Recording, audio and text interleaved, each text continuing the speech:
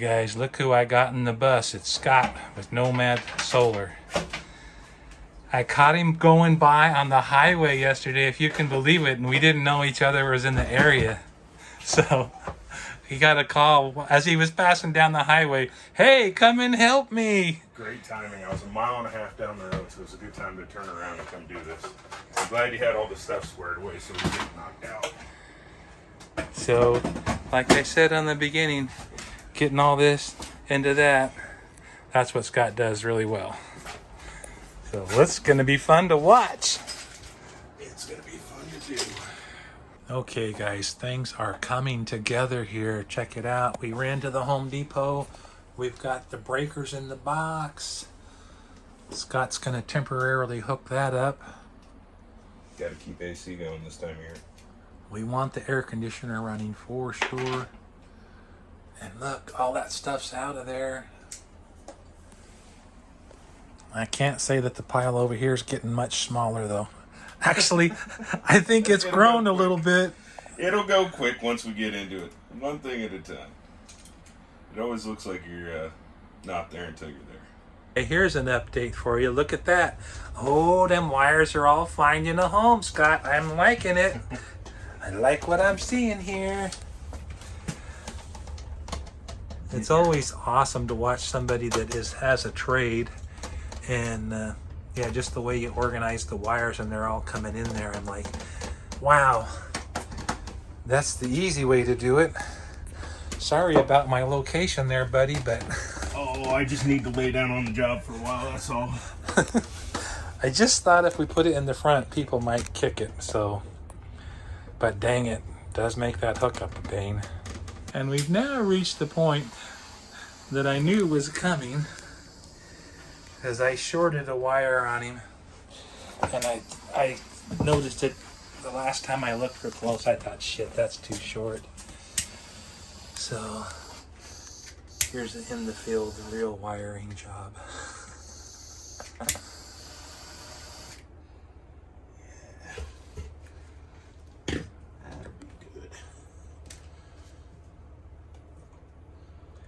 Got the little forceps. That's a good setup. Well, and what's great about those forceps is they work like a heat sink, so you actually solder in the center of them, but it keeps the heat from going up the wire. That is really clever, man. There you go. Wow, that little torch is super quick on the heat shrink. Yeah. When you're working off grid without power a lot, you got to find a way to do all this stuff. So I use torches a lot.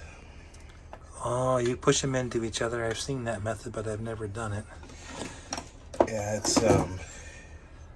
it's typically plenty strong enough for anything you're gonna do inside of an RV or something like that. I mean, there's crazy methods for NASA knots and all that, but this thing ain't going to space, and this wire will break somewhere else besides here before it'll break like that.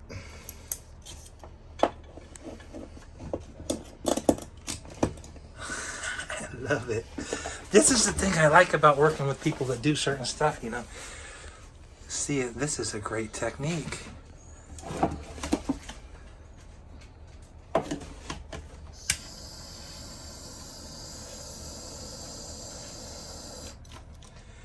What solder you're using has a lot to do with it too. Is that rosin core solder or? No, this is 90% silver, so it's definitely higher end than you need for this, but I've been working off the same 2-pound roll forever, and it just solders so nice.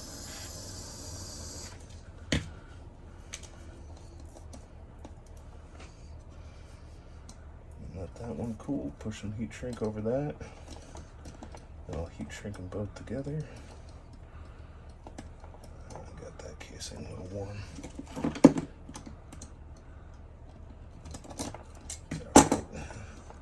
That's why we have heat shrink.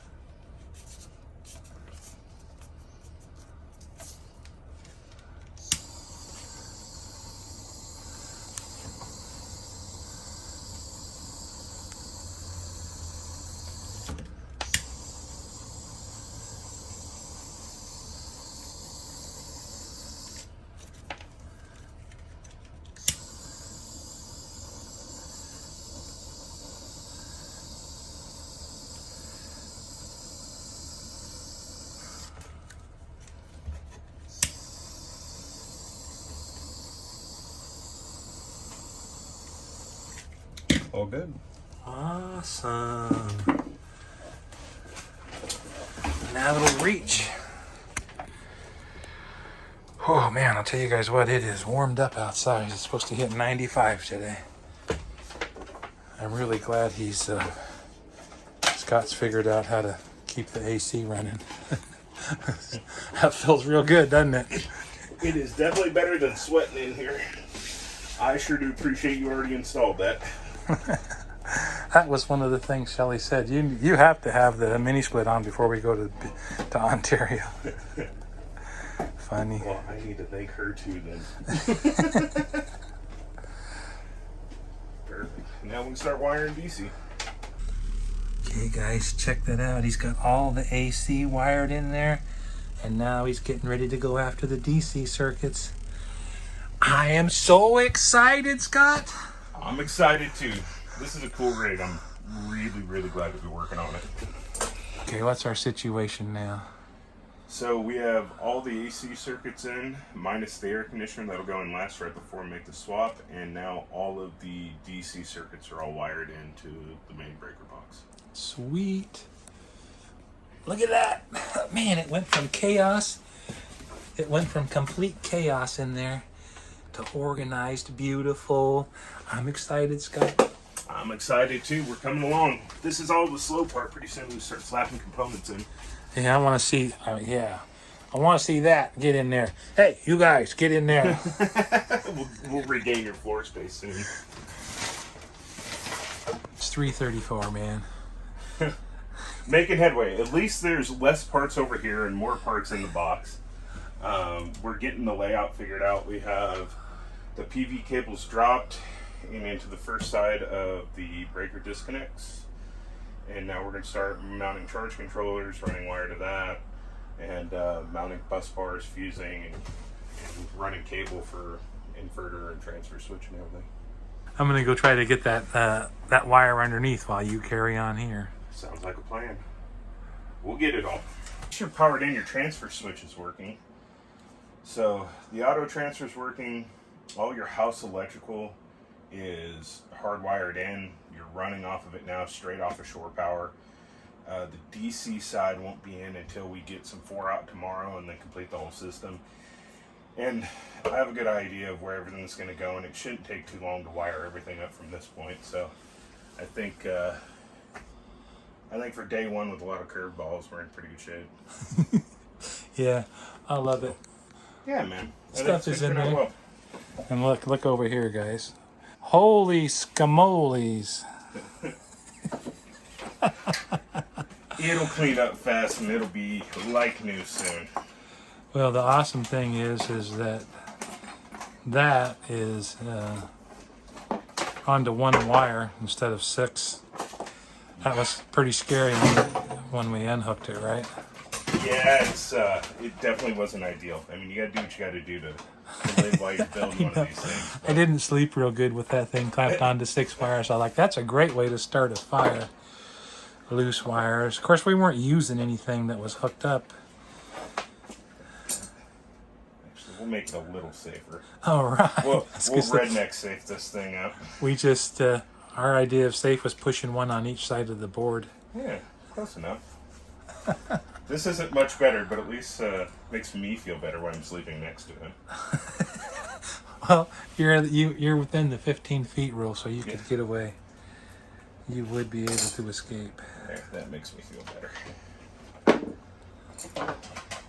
Wow, it has been a long day. Scott's been working harder than me, and I'm tired. I've just been watching him, and I'm tired. Yeah, it has a 10 amp setting. Should be on it. And hypothetically... Okay, guys. We just moved the bedding and everything out, and the mattress and everything, and the deck. Moved that all out again. This is where everything got stored last night, so we could be back in here last night. So we'll see how far he gets today. Should be a great day. We're back at it this morning.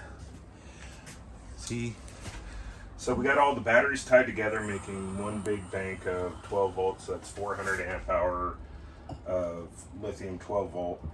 Now we're wiring up the shunt with 4-aught, and then we're going to go ahead and wire up the first set of main fusing, an on-off switch, and then send everything to a bus bar over here that'll go to all the other components. Okay. And I'm going to run to Boise and get the stuff you need. More 4-aught. Yes, everything went as planned yesterday. It was a bit of a struggle a couple times with some of the parts, but we were able to get them all, and it is installed. So I'm going to show you two things. I'm going to show you the shutdown procedure for maintenance on just the solar side, and then the shutdown procedure for the entire battery system. So the first thing you always want to do is come to the PV breakers, so your solar breakers. And the power's coming in here and going out the bottom and going into these two units. And you want to shut off power from the solar panels to the charge controllers and allow that to die down for a second. And then if you're just going to maintenance your solar side, you can just hit the push to reset buttons on both the breakers. Now these are both dead. There's no DC going to them. There's no DC coming from the solar panel, or there's no DC coming from the battery bank. So now you're safe to work on that section of it.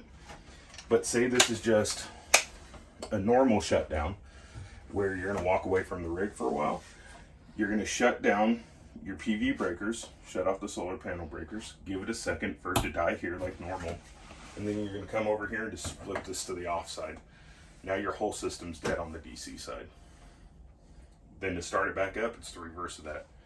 You always turn your main power back on, let it power up your charge controllers, and you'll see them start blinking once they have power, like they both just did.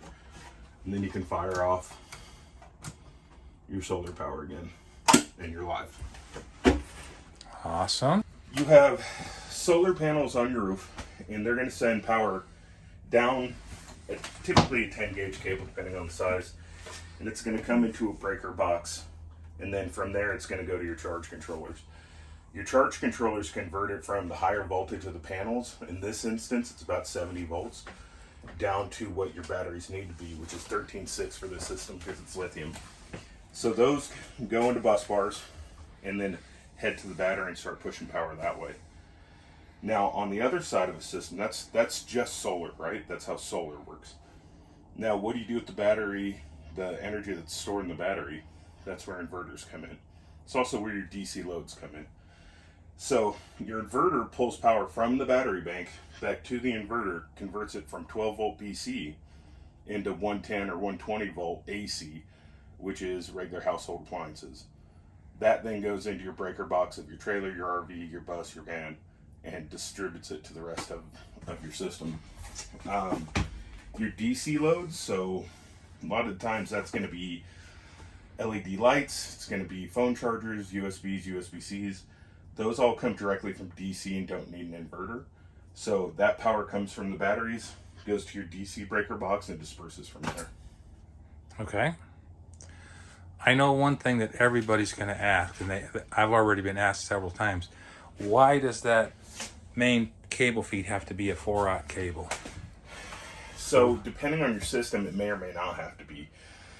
Cable sizes are all dependent on amperage. So the more amps you pull, the bigger cable you have to have. Imagine a light bulb filament. The way a light bulb works is it pushes amps through it so much that it starts glowing. And it's going to be the same thing for wires if you undersize them. So you have to size them up large enough to where they don't get hot and they don't burn up. So for 4-aught, it's typically 12 volt systems running big inverters, so 3,000-ish watts. If you move on to 24 volt, now all of a sudden you're pushing more power at the same amps. You're doubling the amount of power you're pushing at the same amperage. So like a 3,000 watt inverter at 24 volt only takes a 2-aught cable instead of a 4-aught cable, and then 48 volt and so on and so forth. So a 12 volt, what we have here, 12 volt system, 4,000 watt inverter. Mm-hmm. We definitely need 4-aught cable. You're supposed to have larger than that. We've gone ahead and dialed it back via fuse. I don't recommend 4,000 watt inverters on 12 volt systems ever. I'm not a big fan of 3,000 watt inverters on 12 volt systems. I think once you get to 3,000 watts, it should be a 24 volt system personally.